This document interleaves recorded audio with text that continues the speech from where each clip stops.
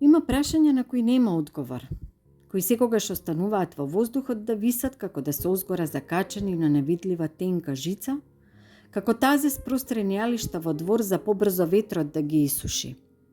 Има прашања кои не се поставуваат колку и да е човек љубопитен или колку и да му е намерата арна, оти секој пат боли кога ќе се постават чунки никој од нас не знае секогаш, чаре да им најде со одговорот.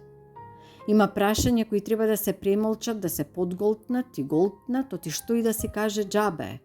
Ниту леснотија носат на тој кому се поставени, ниту пак убост даваат на оној кој туку така ќе ги истресе од ракавот.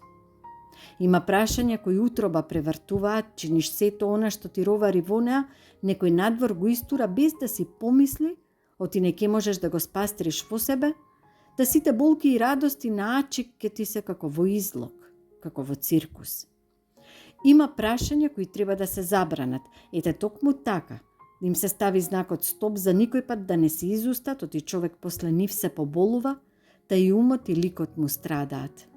Има прашања кои не смеат да се постават, за здравјето да се сочува, кои се како лош филм кој не се сопира, оти далечинското веќе батерии нема, и мораш докрај да го изгледаш, иако не сакаш, иако не можеш. Има прашања кои не заслужуваат одговори, на кои треба само глава да се заврти. Како никој пат да не биле ставени на астал и човек наглов да се стори за да не му звонат во ушите и да не му ја јадат снагата. Има прашања кои сами на себе никогаш не ги поставуваме од страв и од срам, оти секој одговор е 3-4 назад, колку и да си се мачал напред да тргнеш и зад себе да ги оставиш. Има прашања кои е најдобро неодговорени да останат.